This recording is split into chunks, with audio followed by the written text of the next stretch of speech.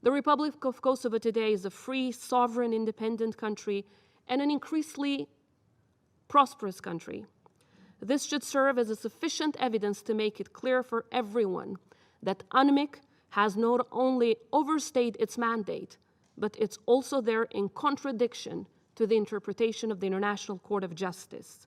While we thank them for their work of the past, we urge you, members of the Security Council, to put your budget at a better use.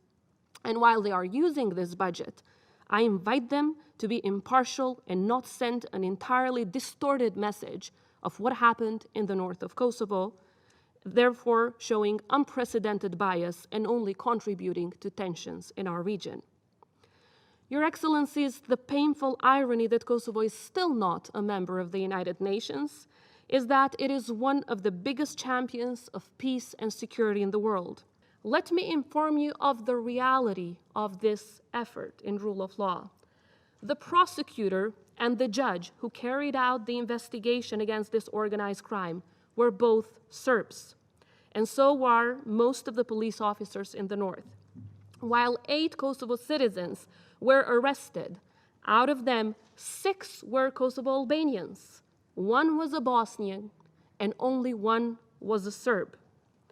Both NATO, KFOR, and the US and other Quint embassies have all been clear that this was the rule of law action against organized crime all over Kosovo. So since we were quoting, let me clarify what the real position, public position of KFOR is. According to KFOR, the operation took place in several municipalities, including those in the north.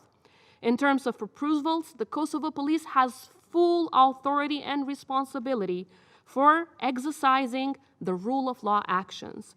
And when executing this, they don't need additional permission. Yes, Kosovo has, is, and will continue to not only sit at the table, but also actively engage in the dialogue, where the final goal is mutual recognition.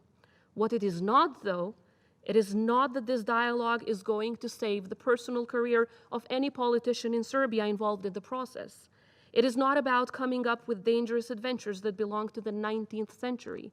It is not and will never be, as our counterparts may like, about the status of Kosovo, which was resolved once and for all back in 2008, with the support of most of you. The dialogue is between 2 equal parties, and the parties should be treated as such. But most importantly, this dialogue is about the end beneficiaries. It is about the citizens, the people of both countries, improving their lives and building a more prosperous and secure future for them. Serbia must be encouraged to come to the table with an open mind and with ideas that will move the region forward. And most importantly, it needs to understand that the reality of an independent Kosovo will never change. But our patience will not wear thin. We will continue to be a positive force and a constructive party to the dialogue, and to present the interests of our country in the best way by also seeking justice for the forcibly disappeared during the war and look for ways to instill sustainable peace. Kosovo has implemented the vast majority of the agreements, over 90% according to Brussels. And when you speak about the creation of a mono-ethnic association, as specified in the agreement signed in Brussels, it was submitted for a seal of approval from our constitutional court.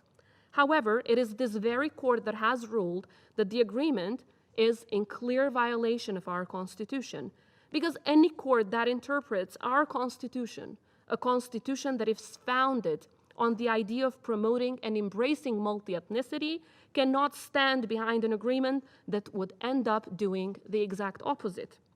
By significant contrast, according to the European Union itself, the guarantor and the mediator of this dialogue, Serbia has not implemented 2/3. 2/3 of the agreement signed.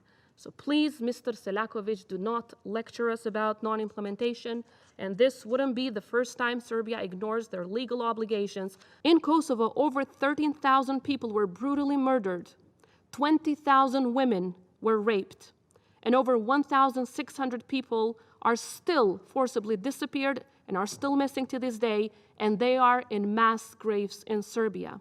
We have the highest number of children lost per capita if we compare it to any other war in former Yugoslavia.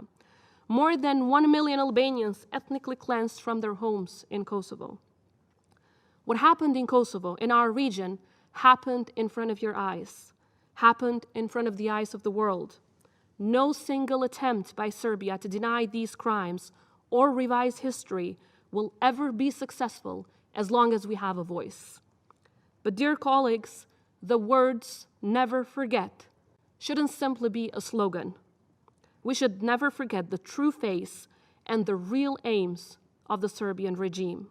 Unfortunately, Milosevic's ministers are ruling the country today. Their strategy might have changed, but their goals remain the same, aided by pure propaganda similar to the ones that you've heard today. Today, our country is a genuine representation of a peace-loving and peace-exporting nation. Our soldiers serve alongside U.S. troops in peacekeeping missions, and our soldiers continue to display unmatched professionalism. In the midst of one of the biggest crises in recent history, our people and our institutions opened their hearts and minds to the citizens of Afghanistan seeking refuge. This is not only a reflection of who we are as a people, it is also a confirmation to our readiness to stand by our allies and actively contribute to the international community.